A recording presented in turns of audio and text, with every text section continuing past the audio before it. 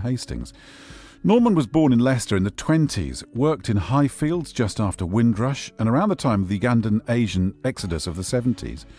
So essentially during some of Leicester's key historical moments. Before he died, Julia Mason began working with him to transfer his notes about his life into a book so that their family history could be passed on down the family and actually shared as well. Well, the first book was out last year, but it didn't stop there. There's now a second book, and Julia joins us now. Julia, morning. Just a second. Let me just move that microphone without bashing you in the head. Look, just first of all, when you were working with Norman, it was quite late in his life, I think, wasn't it? It was, yes. He would have been in his 70s. Was he keen to pass on all this? Oh, he was very keen. He talked about these stories all the time. He, from talking about his childhood through to his teenage years, and then as a boardman. And because I was a child, teenager at that time, I was listening to these stories firsthand, so they're very familiar to me. There's a lovely picture here of that first day when he was on the bread delivery. I mean, we're talking horse and carts here. We are. You know, his elder Sid that we were hearing about a minute ago was wearing a smock with a brown leather satchel swung round his neck. I mean, this sounds like Victorian days, but we're talking about the 40s. Yes, it would have been the 40s, and the book actually starts with him leaving school, the Moat Boys Intermediate School, at the age of 13, and he went on to work in a succession of jobs, one of which was the bread delivery boy. All of his stories have a humour to them. There's one or two stories that are quite sad when he gets into the boardman days, but after the one or two jobs that he had, he was so keen to join the forces because the war was on at that time. But because of his age, the best he could do was join the Merchant Navy, and so he joined as a galley boy. He went down to Sharpness and he trained on the training ship Vindicatrix, did his basic training. Then he was on ships crossing the Atlantic with Hitler's nasties after them, torpedoing. He was in part of the convoy. So they were extraordinarily brave people in the Merchant Navy on those convoys, because they were largely, I mean, okay, they were escorted, of course they were, but the ships themselves were often old or unprepared or undefended. I mean, it was an incredibly brave thing to do. The Merchant Navy isn't given the credit that it deserves, because I believe that for the amount of people that were killed, the Merchant Navy had the largest amount. You talk about the convoys. Yes, they were in convoys. They were protected by the RAF and the Royal Navy, but not all of the time. And sometimes they were left crossing the Atlantic without any support whatsoever. And unlike the Royal Navy, if a ship was sunk, as soon as the sailors were in the water, their wages stopped. Whereas in the Royal Navy, their wages continued. So it was very, very difficult. It was very underrated. And he was a galley boy the last couple of years of the war, and then for a few years afterwards, before going back into the working world. He was an engineer for Roneo Vickers, which I believe the offices were on Market Street, but he was the chief engineer across the Midlands, the East Midlands.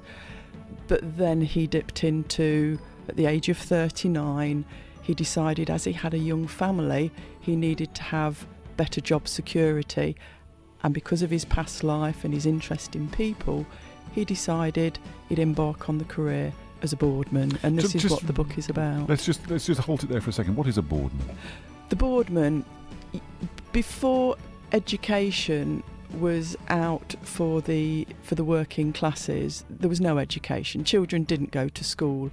They worked in the mills, they worked in the factories, they went down the mines, and they worked on the field. And life was very, very hard for families at that time. And the children's money, or the few pennies that they brought in, was what kept the family's head above water. But around the late 1800s, I think it was about 1870, Parliament passed an act that all children should receive an education. and that was for the ages between about 5 and 10 years. And by the end of the century, it was up to the age of 12 years.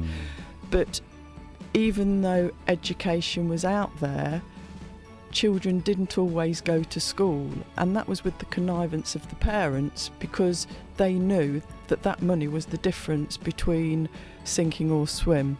You know, they needed bread on the table. Now with the schools, they only get paid for the children that are in the classrooms. So if they didn't have the children going to school, they didn't get paid. So a board of governors was created, and we still have the boards of governors today, and they came up with various methods of how to get the children into school.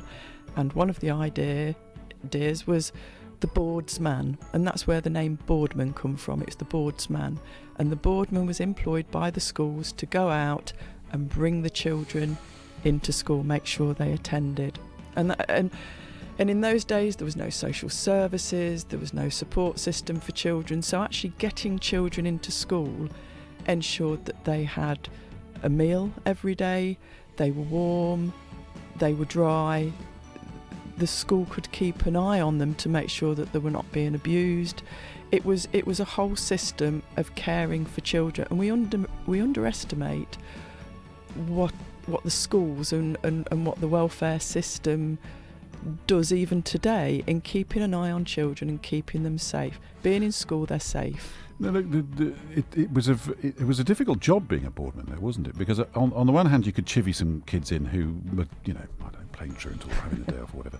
But of course, there were in many cases, as you've alluded to, there were reasons why those children weren't going to school, and it was because it was keeping a roof over the family's heads, or just food on the table.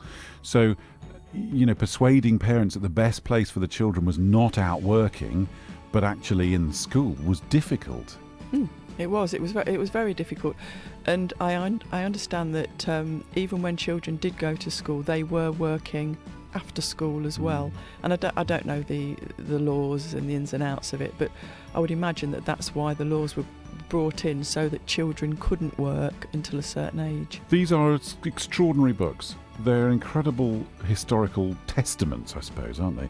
And what's lovely is that we're not. I keep going on this. This is not ancient history. No, it's not. This is the really crucial history of Leicester. That's well within living memory, for heaven's sake, and passed down from your dad to you. Now we know that something like 1 in 4 people regret not having a conversation with their parents or grandparents before they pass. So, to write 2 huge, they're good, thick, chunky volumes. 400 pages. Yeah. That were longer than that. Why was it so important to you? Rather than just getting a couple of stories about Dad, why was it so important to get his life history? Well, he wrote the stories down, as you said in the preamble at the beginning, that he wanted his family to know about what his life was like, and it was a family history. But as I was typing these up, especially after he died, it was the last thing I could do for him. Is it his voice?